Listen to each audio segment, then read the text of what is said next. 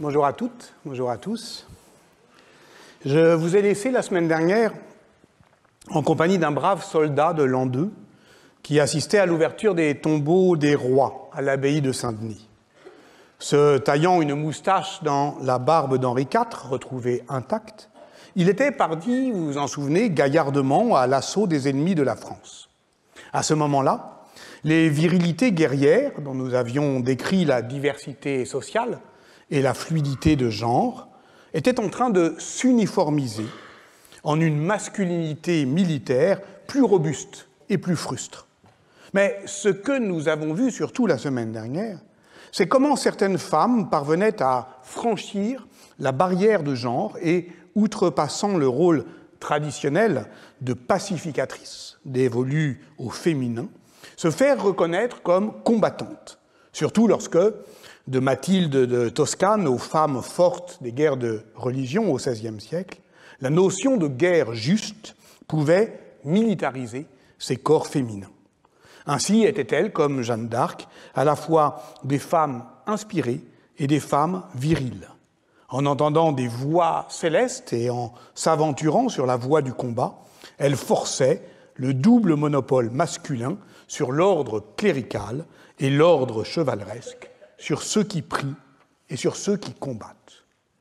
Oratores, bellatores et puis quoi d'autre? Il y a deux manières de provoquer la stupeur dans l'amphithéâtre Marguerite de Navarre.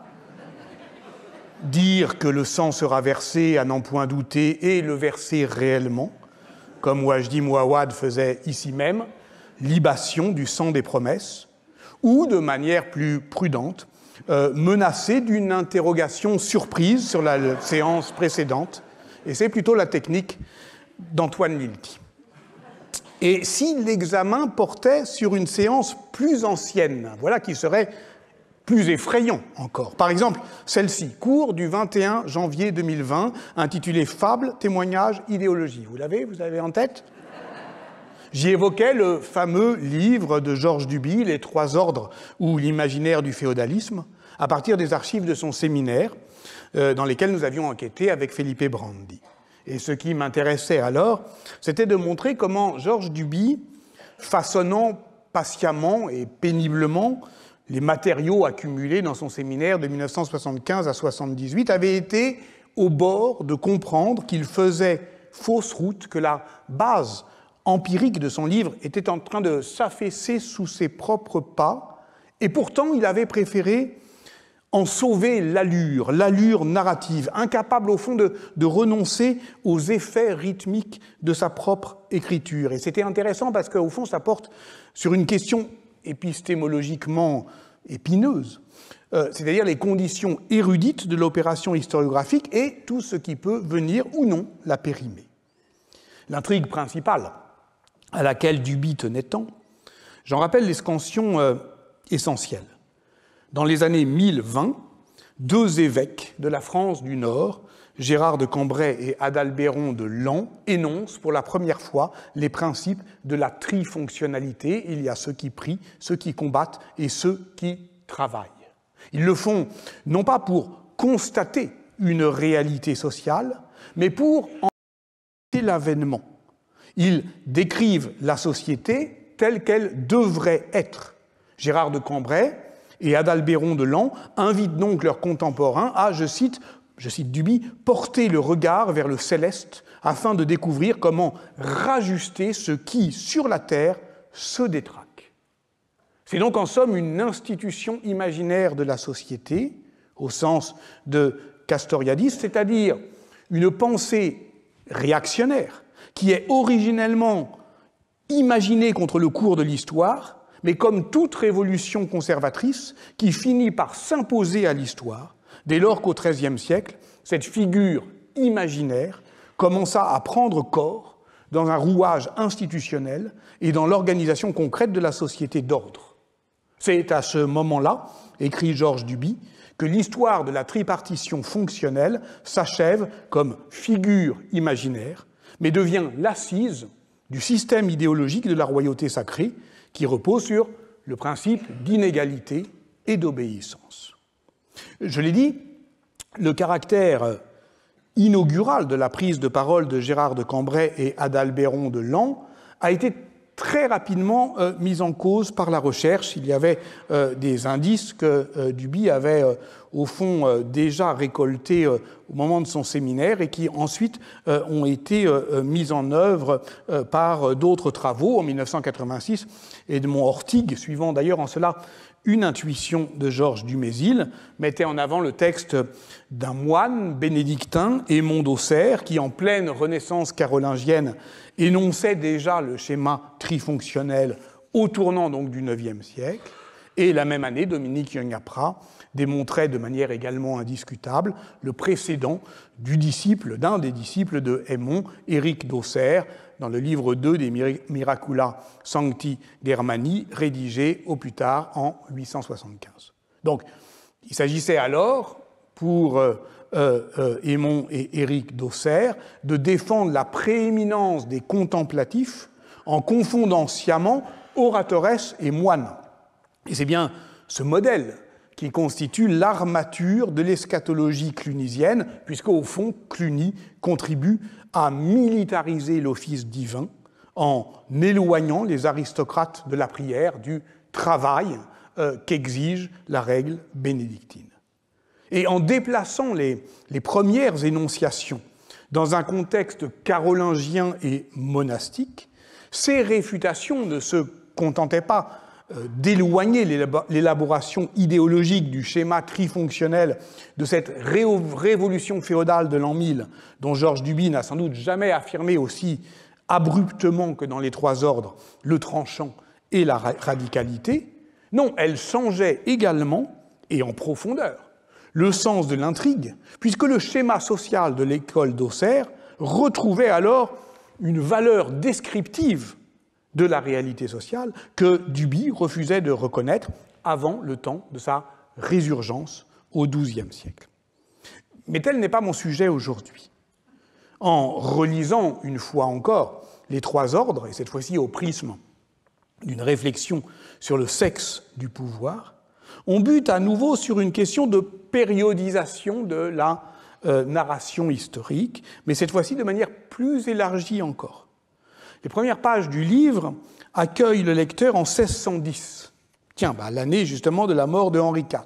Et son dernier paragraphe le laisse sur les rivages révolutionnaires du serment du Jeu de Paume, réalisant le même court-circuit temporel que celui du soldat de l'an 2 portant les moustaches du roi exhumé.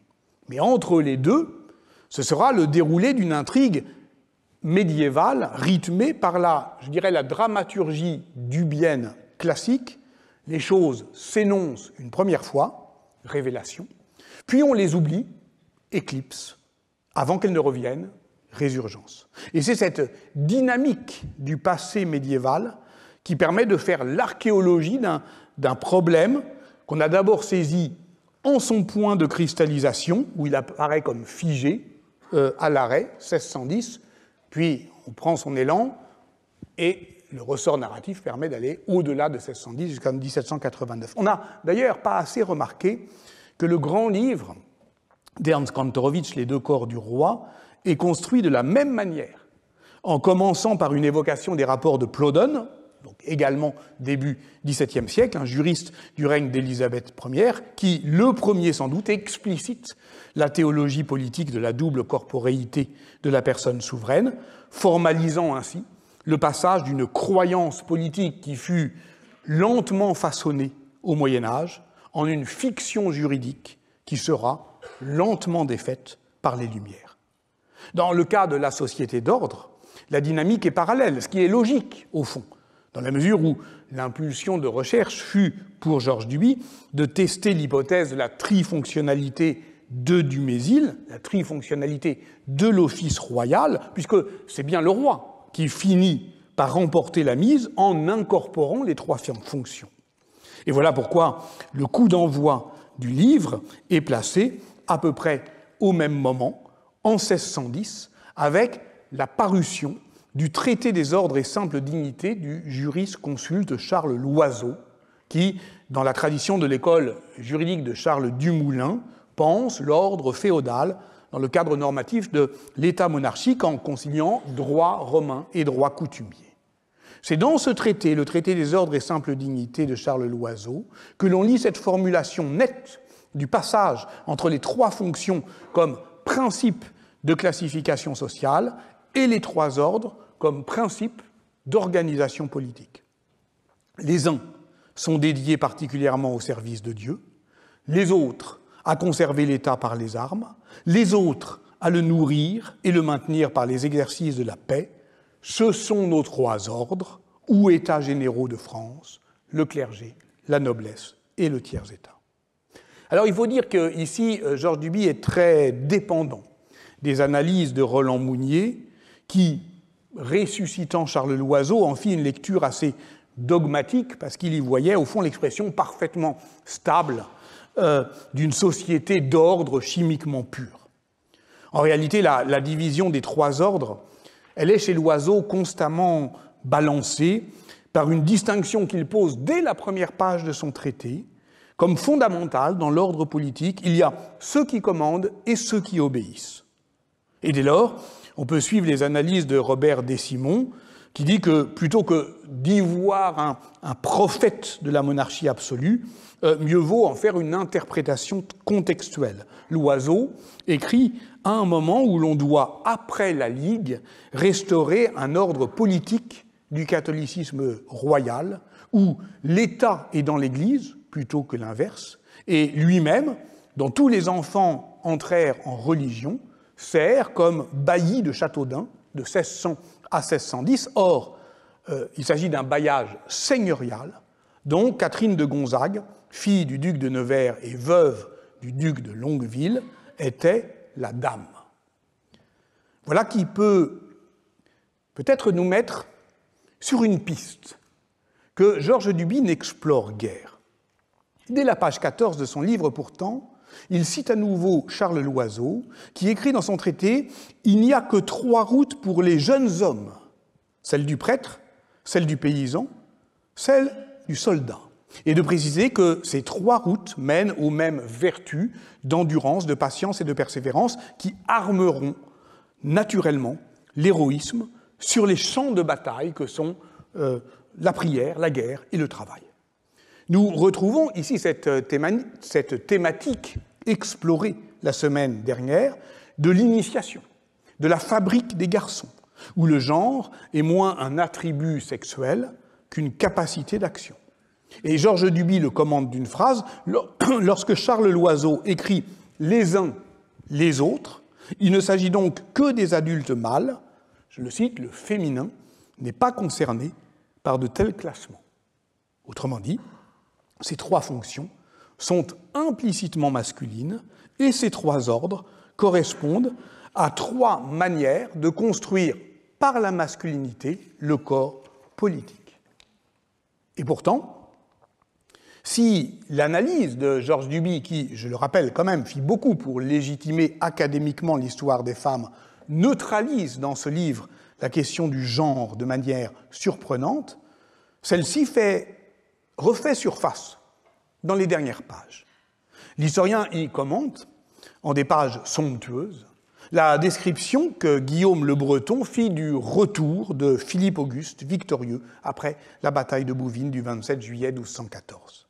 Le souverain regagne sa demeure en bon ordre, et cette chevauchée triomphale est à la fois une parade militaire, une procession religieuse et un cortège nuptial. Bref, c'est une fête de la trifonctionnalité. La marche joyeuse du jeune chevalier devient une liturgie monarchique en l'honneur du dieu vengeur, mais aussi la célébration des noces fécondes avec le royaume au moment où les blés ondulent au soleil et où, écrit le chroniqueur, la nuit semblait lumineuse comme le jour.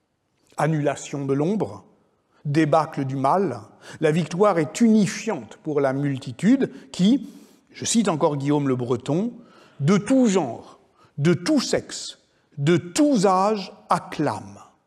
Et l'auteur des Gesta Philippia Augusti de préciser « On avait convié aux réjouissances rustici, vetula et pueri, les paysans, les vieilles et les enfants », soit tous ceux qui, du moins on l'espère, demeureront désarmés. Donc la question c'est, est-ce que l'ordre du genre peut s'inviter à la fête? Il fait deux apparitions fugaces dans les trois ordres de l'imaginaire du féodalisme. La première, lorsque Georges Duby évoque à la suite de John Baldwin ce qu'il appelle les résistances parisiennes, c'est-à-dire toutes les voix divergentes du groupe des intellectuels urbains qui, autour de Notre-Dame de Paris, tentent d'adapter les classifications sociales au contexte de la société citadine.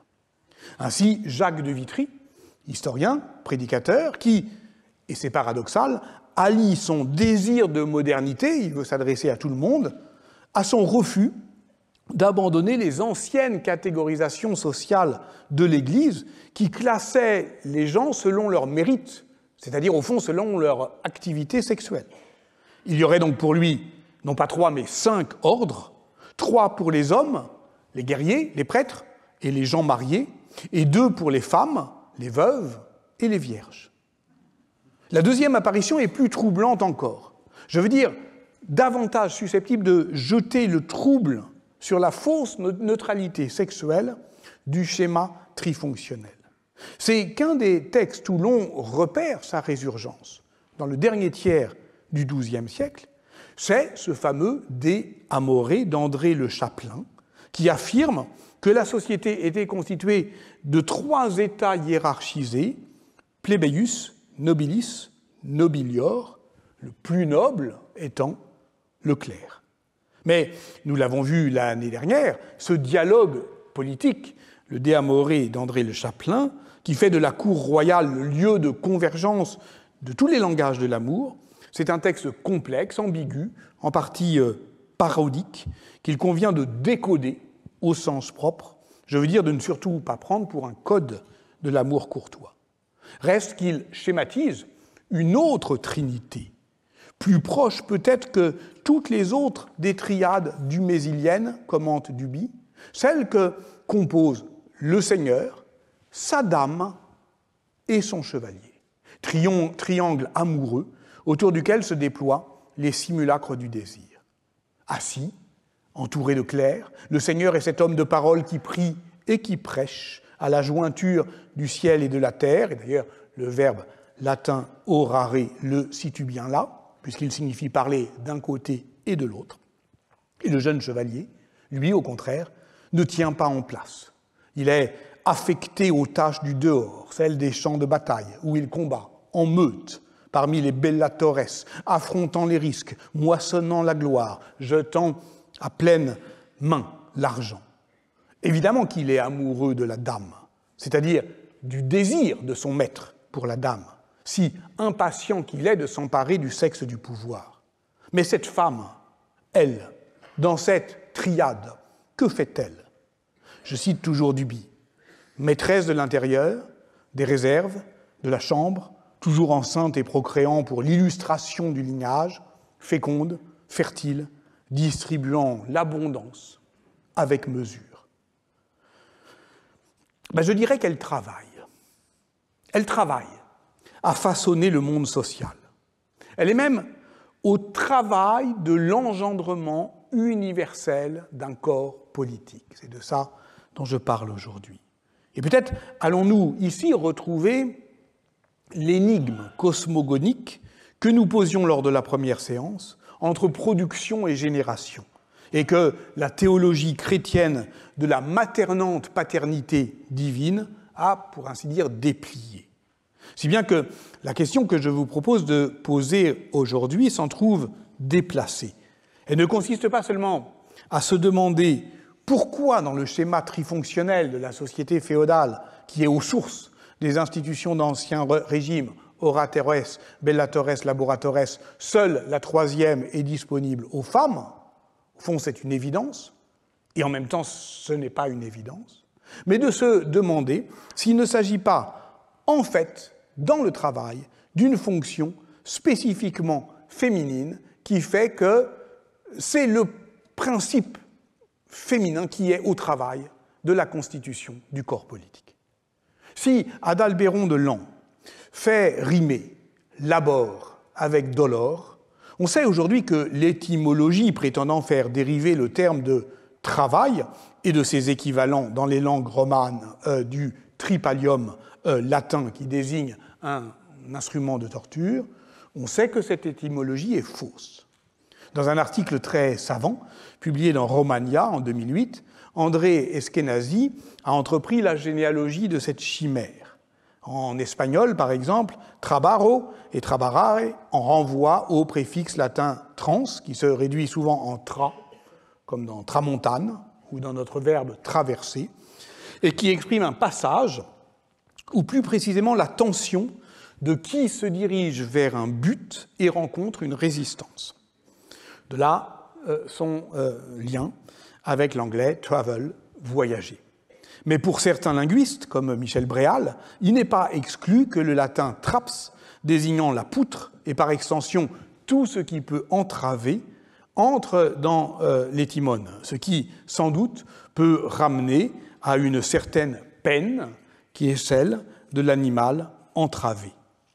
Voilà pourquoi l'usage du terme « travail » pour désigner l'accouchement est attesté dès la seconde moitié du XIIe siècle, notamment dans le conte Floire et Blancheflore, « travail au rang et peine grand tant que nés furent les enfants », et que cet usage courant, constant, au Moyen-Âge, le travail, c'est le travail des femmes qui accouchent, ne se justifie pas seulement par l'adage biblique « tu enfanteras des fils dans la douleur », Genèse 3, 16, mais bien par la signification profonde du mot « travail » qui désigne un passage difficile. Il est tentant, par conséquent, de convoquer ici à nouveau le travail théorique d'Émilie H., qui décrit notre oikonomia profane, dominée par le principe de production, comme, je la cite, un monde unisexe sexiste. Unisexe parce que c'est un monde où le sexe par défaut est masculin, qui affiche un principe d'indifférence égalitaire à la différence des sexes, ce qu'elle appelle avec Ivan Illich le postulat unisexe, mais qui de ce fait organise une mise en concurrence des hommes et des femmes sur un marché structurellement inégalitaire où les femmes seront toujours perdantes. Et ce, par opposition aux sociétés anciennes dans lesquelles la division sexuelle du travail passait à l'intérieur même du travail de régénération et où, par conséquent, aucun genre ne pouvait s'accaparer le monde. On remarquera donc que le rapport au travail est une des pierres de touche aujourd'hui qui permettent de distinguer entre les différents courants du féminisme politique. Par exemple, l'écoféminisme radical que défend avec d'autres Émilie H. reprend, je l'ai dit, la proposition d'Ivan Illich dans son livre paru en 1983 sous le titre « Le genre vernaculaire », où il appelait, de manière un peu mystérieuse, à renoncer au confort du sexe économique. Entendons que les femmes devrait pour lui abandonner le rêve d'égalité économique en même temps que l'illusion d'opulence des économistes pour prendre en charge à nouveau ce travail de génération et de régénération qu'exige la perpétuation des conditions d'habitabilité terrestre. En fait, toute la difficulté pour ce genre de proposition, c'est de se démarquer suffisamment d'autres positions antimodernistes qui peuvent alimenter la confusion avec des pensées qui sont, elles, ouvertement réactionnaires. Signalons par exemple qu'il existe actuellement des courants alter-féministes liés à l'extrême droite catholique, formés dans le sillage des contestations de la loi Taubira sur le mariage pour tous, et qui se font passer pour écologiques et anticapitalistes au motif que, défendant la chasteté et une féminité naturellement opposée au matérialisme, elles s'opposent au travail de production et de reproduction. Alors c'est intéressant parce que ce pseudo-féminisme réactionnaire aspire à un rappel à l'ordre qui, comme celui d'Adalbéron de Laon et de Gérard de Cambrai au XIe siècle, trouve son autorité dans l'appel au retour à un passé fantasmé, mais qui n'est rien d'autre que l'ombre portée d'un projet politique de mise au pas. Pendant longtemps, les historiennes et les historiens de la société médiévale y ont d'ailleurs systématiquement sous-estimé l'importance du travail des femmes, parce qu'il était simplement et largement invisibilisé par nos sources. La première raison est sottement anthroponymique, Dans les cartulaires notamment, les femmes laïques sont constamment désignées comme épouses, mères, filles, sœurs d'un tel, et lorsqu'elles sont veuves, c'est souvent par le nom et l'activité de leur défunt mari qu'on les désigne. Elles sont donc prises dans un cadre domestique au sein duquel il est plus difficile qu'on le croit de préciser la division du travail. Alors certes, l'analyse iconographique menée par exemple par Perrin Mann dans les manuscrits enluminés des Tarquinum Sanitatis in Medicina, traité d'hygiène du médecin irakien Ibn Butlan, qui connaît un grand essor dans les cours aristocratiques du XIVe siècle, permet d'y retrouver le partage des tâches attendues. Alors oui, les hommes qui manient le fléau pour battre les blés ou qui foulent les raisins sont là, tandis que les femmes filent la laine au foyer, peignent ou cardent le fil, ou alors les femmes qui ramassent des choux et les hommes qui les transportent dans de lourdes hottes. Ça, c'est ce qu'on voit dans le manuscrit. Mais précisément, ce sont des images attendues, au sens où elles expriment davantage des hiérarchies de valeurs que la réalité de la division du travail. Que les hommes doivent garder le gros bétail et leurs femmes le poulailler ressort du préjugé moral bien plus que de l'organisation réelle du partage des tâches, on imagine inégales et dont on ne sait rien. Ainsi, dans les farces écrites en bas allemand à la fin du Moyen-Âge, l'homme qui reste assis près de ses poules, qu'on appelle le tat-poule, est l'incarnation stéréotypée du pantouflard ridicule. Et lorsque le prédicateur Andreas de Ratisbonne fustige le travail des femmes hors du foyer familial, il le déclare aussi inutile que le vol d'une poule au-dessus de son enclos. Donc ça veut bien dire que ce qui est dominant ici, c'est le système de valeurs. On pourrait trouver une situation similaire, d'ailleurs, sur les chantiers de construction à la fin du Moyen-Âge, notamment en Provence. S'y discernent surtout des femmes affectées à la préparation du mortier. Or, c'est davantage une tâche spécialisée que subalterne, car, outre le fait que ça nécessite une certaine force physique quand il faut transporter les seaux d'eau sur de longues distances, l'hydratation de la chaux vive est une opération délicate qui fait intervenir un savoir-faire dans le dosage qu'on a évidemment tôt fait de ramener anthropologiquement au rôle traditionnellement féminin de la cuisine. Mais le plus important, c'est de voir que ces femmes qui gâchent le mortier sont au plus bas de la hiérarchie des salaires, au niveau des manœuvres, alors que leur activité s'apparente ici à celle d'un ouvrier qualifié. On repère également une forte présence féminine dans les comptes des fabriques de la cathédrale de Gérone et de l'église San Feliu, étudiée par Sandrine Victor pour le XVe siècle. Si les femmes représentent pour l'essentiel une force d'appoint, sur les chantiers comme sur les champs de bataille, d'ailleurs, elles supplantent le manque d'hommes, ou elles les secondent dans les phases de construction qui nécessitent le plus de main-d'œuvre, elles peuvent y exercer toutes les activités, sauf celles liées au bois, d'ailleurs. Elles ont presque toutes un lien de parenté avec un ouvrier présent sur le chantier ou identifié par la fabrique, et surtout, elles peuvent jouer un rôle clé dans la pérennisation d'entreprises familiales ou d'ateliers liés à l'économie de construction, notamment en cas de veuvage. C'est par exemple le cas de Lorenza Calcinera, qui vend à la cathédrale de la Chaux à partir de 1438, ou encore de Francesca, qui fournit au chantier du chêne Liège à partir de 1456. Et dans ces deux cas, elles occupent donc une position de pouvoir économique en tant que propriétaires d'exploitation ou d'entreprise qu'elles peuvent donner à ferme à des artisans. Une chose en tout cas est certaine, c'est que comme l'ont montré les travaux classiques de Martha Howell, la division sexuelle du travail n'est pas aussi rigide qu'on l'a longtemps cru et elle ne recouvre assurément pas la frontière, en réalité bien théorique, entre travail de subsistance et travail pour le marché. Certaines femmes sont entrées sur le marché en produisant et en vendant des biens qu'elles fabriquaient d'abord dans le cadre domestique. C'est le cas très bien documenté, très célèbre, presque iconique, grâce aux travaux de Judith Bennett, des brasseuses en Angleterre. Dans les villages du Northamptonshire, au début du XIVe siècle, un tiers des femmes vendent leur bière dans les foires locales. Les alewives, comme on les appelle, brassent cette boisson légère à base de céréales fermentées, mais pas de houblon. Voilà pourquoi cette ale ou cervoise ne ressemble pas vraiment à notre bière. Et cette boisson, parce qu'elle n'est évidemment pas symboliquement valorisée comme le vin dans la culture chrétienne, eh bien devient une spécialité féminine. Ce qui ne veut pas dire qu'elle n'est pas réglementée.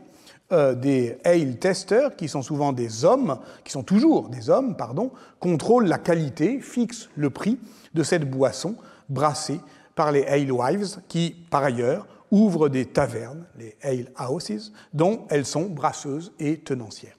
Certaines deviennent des entrepreneuses, comme Maud Elias, qui vend sa cervoise à la cour du roi Édouard Ier en grande quantité, 100 gallons, soit 500 litres en 1301 tout de même.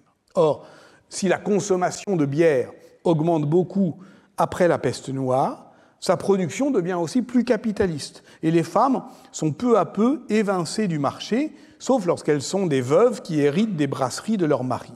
Mais on les accuse bientôt de cupidité. Et elles sont peu à peu exclues d'un système de production qui lui-même est de plus en plus rentable, donc de plus en plus masculin. Dans un poème daté de 1517 et intitulé The Tunning of Eleanor Roeming, John Skelton, qui est un poète qui fut le tuteur du prince Henri, le futur roi Henri VIII, fixe les stéréotypes de ce qui va devenir un personnage repoussant. Elle est grosse, laide, a un nez crochu et véreux, des mœurs religieuses douteuses, et trompe les clients qu'elle cherche à empoisonner. Et puis, elle porte un chapeau noir et pointu. Cela, nous dit Janet Bennett, est attesté parce qu'effectivement, les alewives portaient sur les marchés ces chapeaux noirs et pointus pour se rendre reconnaissables. Mais un chapeau noir et pointu, un grand chaudron où elle mélange des herbes qui, à défaut de houblon, composent un bouillon instable. Ça vous rappelle peut-être quelque chose, on verra ça la semaine prochaine. Au XVIe siècle, en tout cas, en Angleterre, le métier de brasseur est désormais encadré par une guilde dont les femmes sont exclues. Est-ce qu'il s'agit d'un mouvement général ? En fait, la question est complexe parce qu'elle appelle sans doute des réponses diverses selon les contextes. Dans la région de Rouen, par exemple, qui est étudiée par Jean-Louis Roch pour les XIVe et XVe siècles, les femmes jouent un rôle actif dans les entreprises familiales, contribuent à les pérenniser lorsqu'elles parviennent à transmettre le métier de leur défunt mari. Elles gardent le contrôle, y compris de leur fils. La veuve ne passe pas sous l'autorité de son fils, y compris lorsqu'il est majeur et formé. Et par ailleurs, il existe des professions spécifiquement féminines, lingères, filassières, rubanières, linières, qui peignent le lin et le chanvre, et qui sont les principaux métiers réglés réservés aux femmes. Et celles-ci, pour accéder à la franchise, la maîtrise, doivent acquérir une taxe qu'on appelle la once et qui est payée au maire jusqu'en 1382, au roi ensuite. Par ailleurs, le tabellionnage rouennais enregistre aussi de nombreuses communes marchandes, c'est-à-dire des négociantes, qui sont dotées de l'autonomie juridique nécessaire pour œuvrer pour le commun profit. Mais ailleurs, et notamment en Italie, notamment en Espagne, dans une bonne partie du royaume de France, la situation est beaucoup moins favorable. Il n'y a sans doute que dans les villes allemandes que les femmes avaient les mêmes droits que les hommes dans le statut des métiers.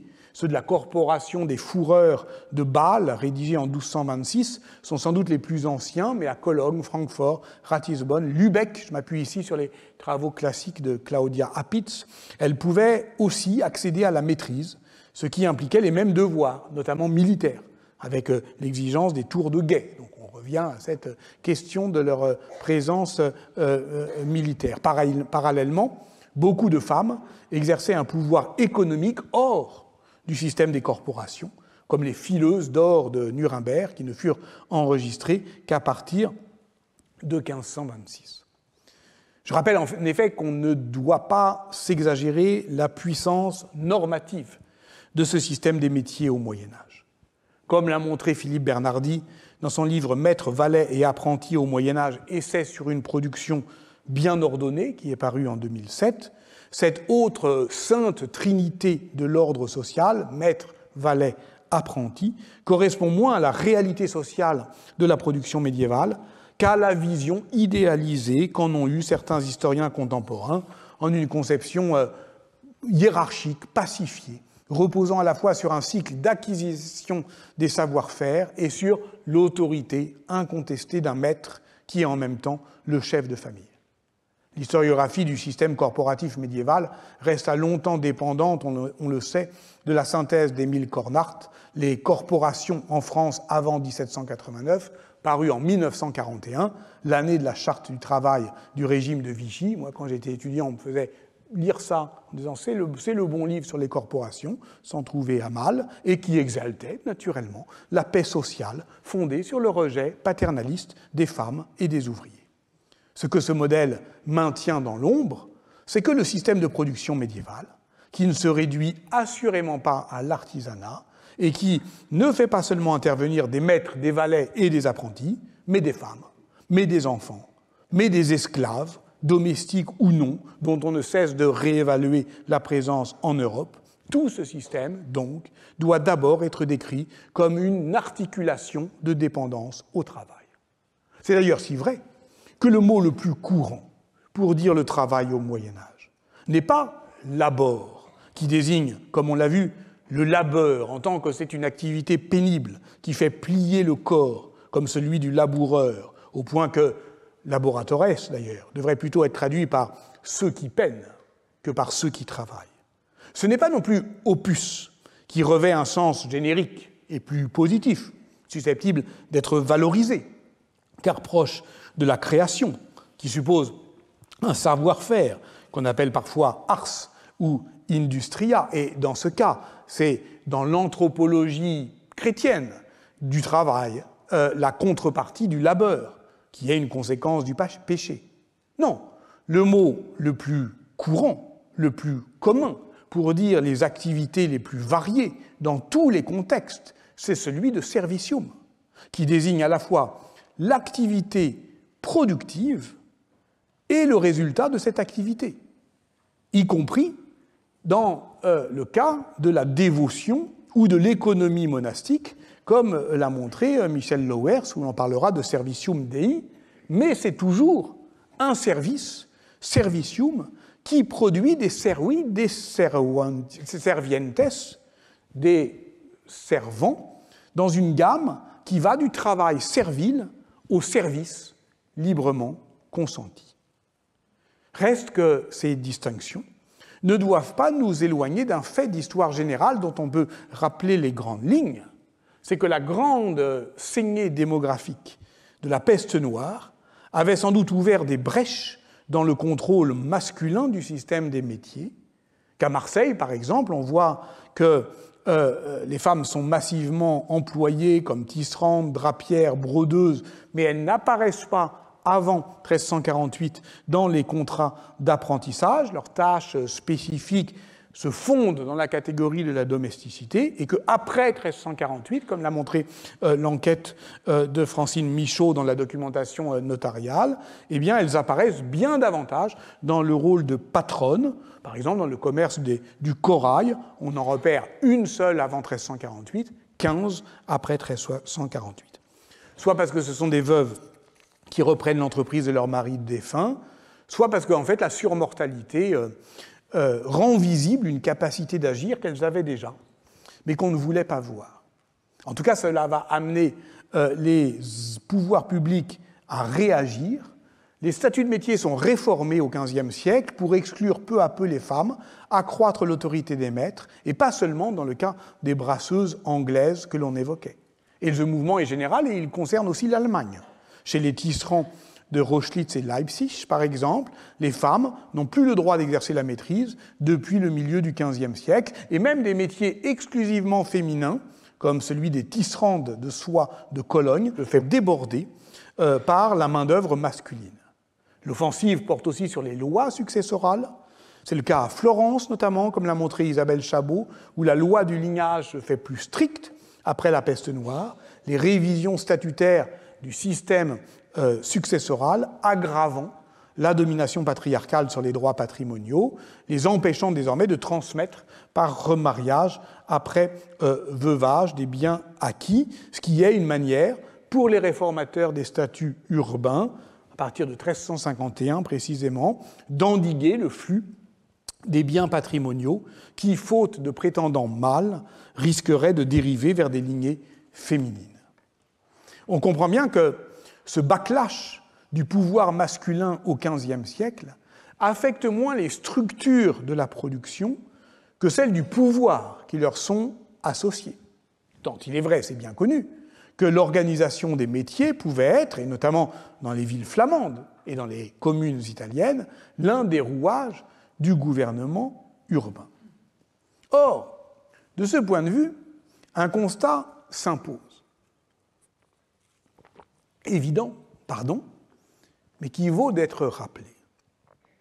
S'il y a des impératrices, des reines, des princesses, si l'on trouve des châtelaines pour dominer leur seigneurie, ou des abbesses pour gouverner des communautés monastiques, si, à l'été 1115, Robert d'Arbrissel a pu installer à Fontevraud une converse laïque, Pétronille de Chemillé, comme abbesse, et que la communauté mixte des frères et des sœurs ont reconnu ce que les statuts de l'ordre des frères de Fontevraud et des prieurés appellent sa pleine puissance, les villes, toutes les villes d'Europe, celles que les historiennes et les historiens ont pourtant tôt fait de célébrer comme des laboratoires de la modernité politique, où s'inventent les formes nouvelles d'une gouvernementalité de la participation et de la délibération, ces villes, donc, sont gouvernées exclusivement, et à ma connaissance, sans exception, par des hommes.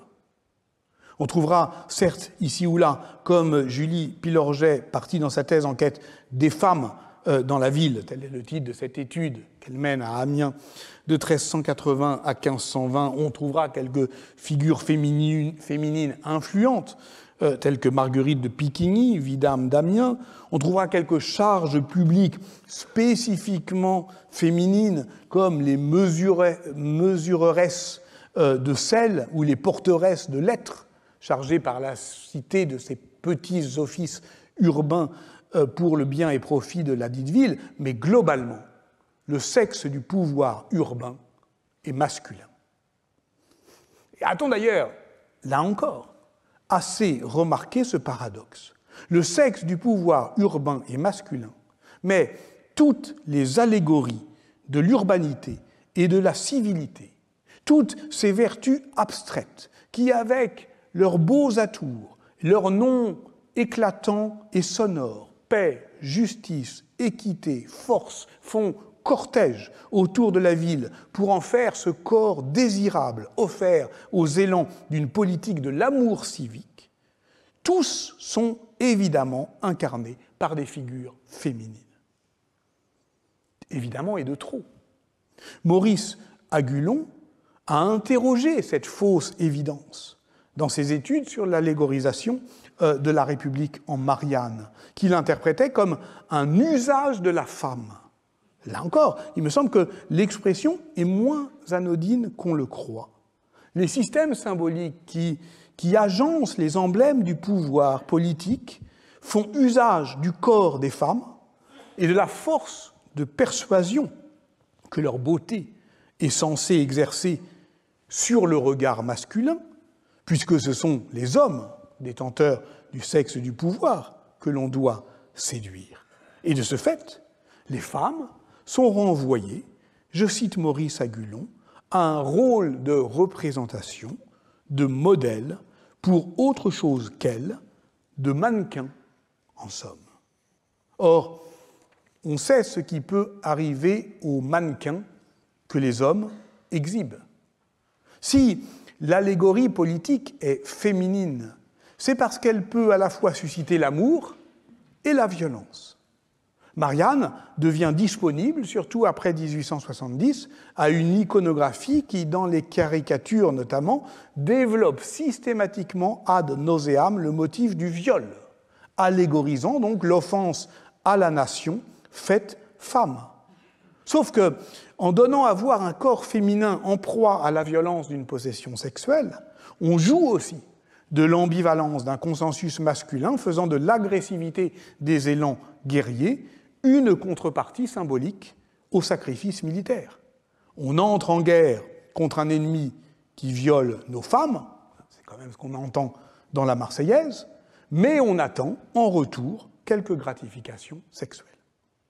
J'y pensais en regardant la semaine dernière l'image de l'affiche du cours d'Antoine Lilti, qu'il daignait enfin commenter, une allégorie de la République universelle dessinée par Frédéric Sorieux, ou du moins la planche dédiée au suffrage universel, gravée en 1850. Universel, ce suffrage n'en était pas moins exclusivement masculin, et c'est pourquoi on voyait une foule d'hommes qu'on est censé trouver enthousiastes, mais qu'on peut aussi trouver menaçants, qui convergeaient vers la seule figure féminine de la scène, à demi vêtue d'une robe blanche, encombrée des symboles de la République. Bref, la seule femme de la scène n'en est pas tout à fait une. C'est un objet de désir politique, et sa présence, comme pur principe, est là pour compenser l'absence des femmes dans l'exercice du pouvoir. Or, ce système symbolique qui réserve presque exclusivement au corps féminin la figuration des vertus du corps politique est si ancien qu'il paraît naturel, j'ai l'impression de dire des banalités, et qu'on n'interroge plus cette évidence. Il n'y a d'allégorie politique que féminine. Cette évidence, elle s'installe dans les représentations picturales européennes avec la révolution giotesque du début du XIVe siècle, c'est-à-dire le moment où on fonde en peinture et en savoir la possibilité pour le regardeur, en dehors de toutes les formes d'allégorie biblique, d'identifier dans une figure qu'on comprend ne pas être faite de la même chair que nous, une idée abstraite. Ça suppose, oui, une certaine agilité herméneutique qui permet de partager le sensible sans y penser devant une image. Cet homme est bien un homme. Il se représente lui-même. Entendez ici d'ailleurs le mot de représentation en son sens figural et électoral. Cette femme n'est pas une femme. Elle représente autre chose qu'elle-même, une idée généreuse qui l'exalte et qui l'exclut en même temps. Si je n'avais pas peur de vous lasser, bien entendu que je vous montrerai ici, une fois de plus, le petit mur nord des allégories politiques peintes par Ambrogio Lorenzetti dans la salle de la paix du Palazzo Pubblico de Sienne en 1338. Et je vous montrerai comment la figure de la justice souveraine, désirable, en sa belle robe blanche, chute de son piédestal du côté funeste du mauvais gouvernement pour être violée, humiliée, entravée, littéralement tenue en laisse. Tel est le triste sort des allégories, soumises à la tyrannie masculine, puisant dans la culture du viol. Je ne vous la montre pas, mais vous pouvez l'imaginer. Et puis, cette paix qui mange tout l'espace pictural, vous savez, la blonde aux yeux verts comme des amandes qui a languie, rêveuse, en une pose à la fois érotique et mélancolique.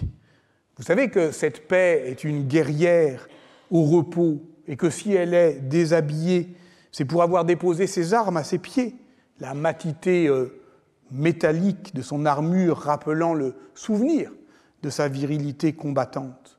Et cette paix peinte par Lorenzetti, elle vient de triompher de ses ennemis. Et ce n'est pas seulement qu'elle endosse l'habit traditionnel de la pacificatrice. Non, cette paix est une après-guerre. Elle fut victorieuse. Et puis elle est aussi dans la position de l'accoucher. Ce qu'elle regarde, le corps urbain qui s'étale sous ses yeux, c'est son monde.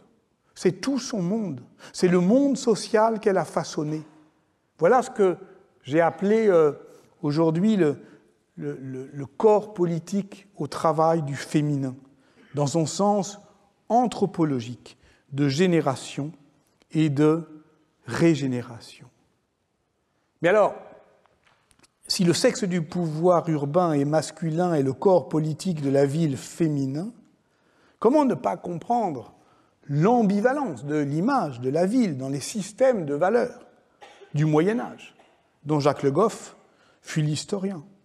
Je pense notamment à une page superbe de son article « Guerriers et bourgeois conquérants » paru en 1979 dans les Mélanges à l'honneur de Charles Maurrazé, d'où l'allusion aux bourgeois conquérants, et repris en 1985 dans l'imaginaire médiéval. On y découvre la ville du point de vue du chevalier Gauvin, le personnage de Perceval ou le Comte du Graal, un dernier roman de Chrétien de Troyes, qui date probablement de la dernière décennie du XIIe siècle.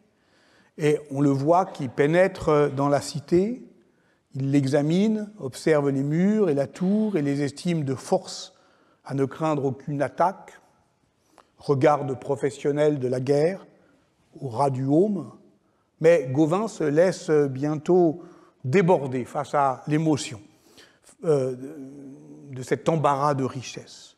Ici, on fait des aumes et des haubers, là, des selles et des écus, ailleurs, des harnachements de cuir et des éperons. Si notre vaillant chevalier ne sait plus où donner de la tête, littéralement, il reconnaît au moins, toujours en expert, que cette foire perpétuelle qui se donne en spectacle devant lui peut lui apporter des biens matériels nécessaires à sa vie noble. Et puis surtout, il est ébloui par la beauté, et la beauté des corps. C'est-à-dire que ce corps politique est fait de beaux hommes et de belles femmes. Une surtout, qu'il est venu voir, une jeune pucelle, qui va lui accorder son amour dans une tour. Mais voilà qu'un de ses adversaires fait irruption dans la chambre d'amour et dit à la dame qu'elle s'est donnée à l'assassin de son père. Bouleversée, elle s'évanouit. Et là, dans cet évanouissement, tout se retourne. L'intrus excite contre Gauvin la fureur de la commune. Le crieur crie le ban, et tout le peuple s'assemble. Et ce que voit Gauvin maintenant, c'est à la fois l'obscénité de cette foison de bourgeois si gros et si gras, et la hideur de cette foule de vilains qui prennent hache et guisarme, d'autres un écu veuf de sa guiche, d'autres encore un vent ou un battant de porte. Bref, une révolte urbaine.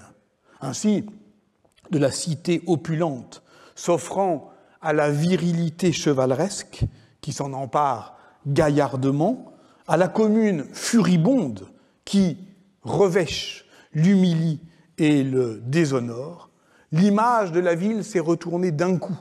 Et c'est bien le motif de cette possession amoureuse empêchée, sorte de coitus interruptus chevaleresque, qui préside à cette inversion symbolique, jouant de l'ambivalence fondamentale du féminin dans la culture courtoise.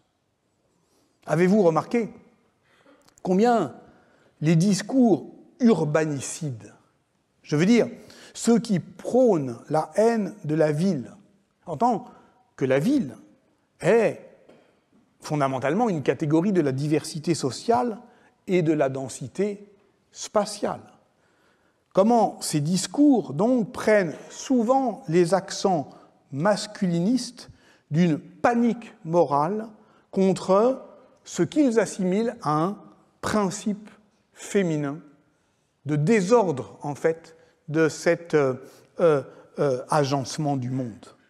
Ainsi, dans un tout autre contexte intellectuel, qui est même délibérément opposé à la culture courtoise, la vie solitaire de Pétrarque, qu'il commence à rédiger en 1346 et achève 20 ans plus tard, qui est une défense et illustration d'une forme de vie qui refuse la mêlée urbaine, qui refuse ce qu'il appelle les affairés, les occupati, ceux que les affaires d'autrui accaparent, que dirige la volonté d'autrui, et qui apprennent sur le visage d'autrui ce qu'ils ont à faire.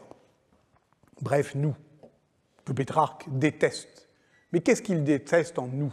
Dans cette société mixte et mêlée, dense et diverse, cela écrit Pétrarque, se répandent dans les rues, dans les galeries, et sont bouche bée devant tout l'appareil de la séduction féminine, comble de l'éphémère et de la vanité. Pourquoi féminine? Pourquoi bouche bée? Quelle est cette fermeture? On comprend le désir de solitude de Pétrarque. On peut le partager. Mais pour s'isoler, les hommes s'enfuient. Les femmes s'enferment. Elles ne peuvent pas dire, comme Pétrarque, mieux vaudrait fréquenter les ours et les tigres que de se mêler à la compagnie des hommes. La fuite au désert leur est interdite. Alors elles doivent creuser leur propre isolement au cœur de la mêlée urbaine. Elles doivent y lover leur solitude. Et l'intensité de l'enfermement féminin est un des marqueurs de l'ampleur de l'urbanisation. Dans les villes de Flandre, elles s'enferment dans des béguinages. Dans les villes d'Italie, elles s'enferment dans des reclusoires.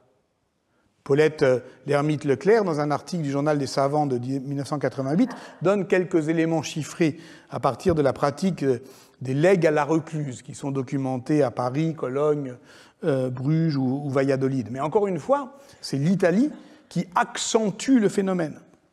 En 1359, par exemple, l'archevêque de Lyon verse une pension à 10 recluses, mais à Pérouse, il y en a 2 fois plus, à Foligno, 62, à Rome, 260. Et où en sont-elles, ces recluses, ces emmurées vivantes qui sanctifient les points chauds de la ville, les portes des enceintes, comme à Rome, les piles des ponts, comme à Florence, les pieds des palais publics, les hôpitaux? Elles expriment par leur présence même, ou plus exactement par la mise en spectacle de leur absence au monde, ce sentiment ambivalent qu'inspire aux hommes du Moyen-Âge le féminin et l'urbain, et le fait que le corps urbain est fait, pour le meilleur et pour le pire, disent-ils, du féminin. Car la recluse, elle n'est pas seule, elle devient une figure familière de la scène urbaine. On la nourrit, elle voit tout, parfois elle hurle, parfois elle prêche, c'est la commère de la société urbaine. C'est ce que Claire de Rimini appelle dans les années 1320 son uccetto, sa porte étroite. De là, elle voit tout, elle parle, et le clerc qui écrit sa vie ne cache pas qu'on hésita à la considérer comme une sainte ou comme une possédée. On cherchait surtout à la faire taire. Le prédicateur disait d'elle « Faites que vos épouses n'entretiennent nul commerce avec elles ». Quant aux mystiques, c'est dans leur propre corps qu'elles creusent le lieu même de la possession divine, là où elles chavirent, blessées d'amour. On en a parlé l'année dernière.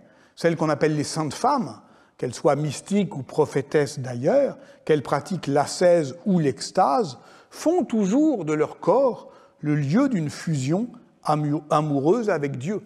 Si bien que lorsque les religieuses augustines ouvrent le cœur de leur consoeur Claire de Montefalco, morte en 1308, elles y trouvent imprimés les instruments de la passion, comme si le Christ avait sculpté sa chair de l'intérieur. Voilà, anthropologiquement, ce qui fait lien entre le corps politique de la ville et le corps des femmes. Et voyez pour terminer, à Paris, le 1er juin 1310, on brûla une femme en place de Grève. Cette femme, c'était Marguerite Porrette. On la disait béguine, et ce mot dénonce le plus souvent une femme pieuse, laïque, vivant parfois en communauté.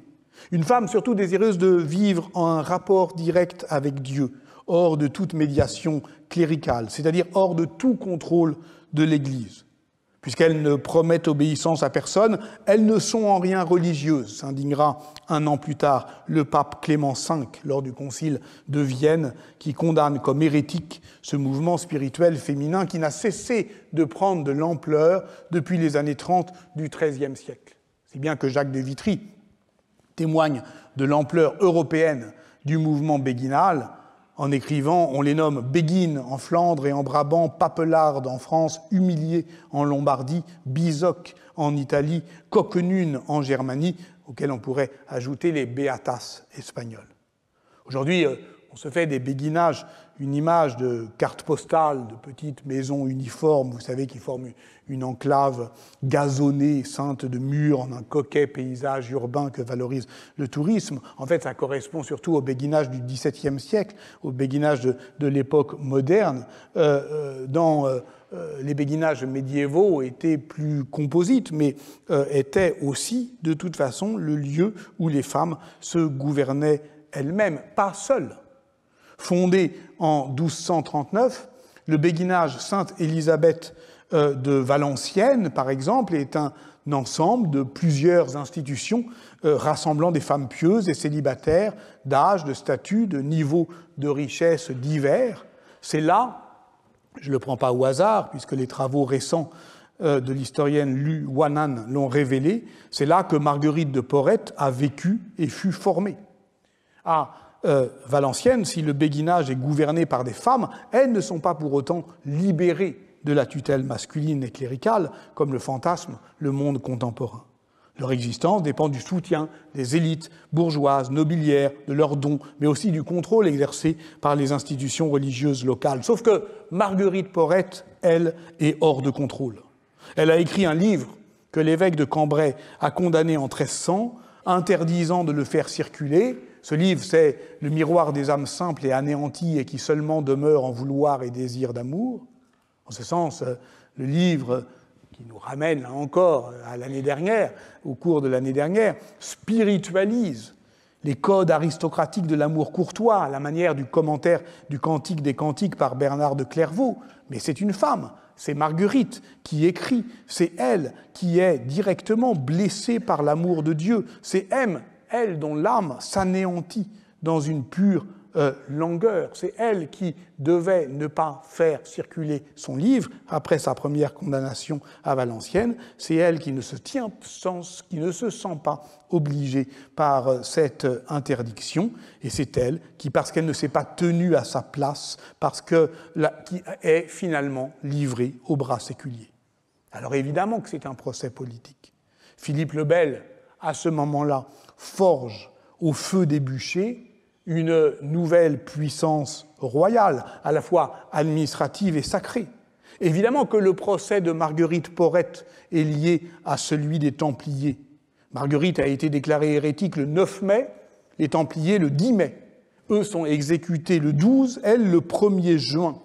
Et en s'attaquant à cet ordre de moines soldats, fondé au temps des croisades, qui militarisait l'ordre clérical, Philippe le Bel ne cherche pas seulement à s'emparer de leur puissance financière ou à réduire l'autonomie de ce qui était devenu un État dans l'État. Non, il fait de l'hérésie une cause royale, il sacralise ainsi sa fonction, et tous les procès politiques de ce moment-là sont effectivement fondés sur le sexe du pouvoir, sur les abus sexuels des prélats. Et est-ce un hasard si c'est à ce moment-là qu'on redéfinit par la première réunion des États généraux du royaume, qui se tiennent le 10 avril 1302 à la cathédrale Notre-Dame de Paris, puis au château du Louvre le 13 ou le 23, les sources divergent sur ce point, juin 1303, si on redéfinit pour la première fois dans ces États généraux du royaume, eh bien cet ordre oratores, bellatores, laboratores, qu'il ne s'agit pas effectivement de voir troublé par un principe féminin qui viendrait en contester la hiérarchie. Marguerite sera brûlée en place de Grève, ce port fluvial où les hommes et les femmes venaient se faire embaucher au jour le jour.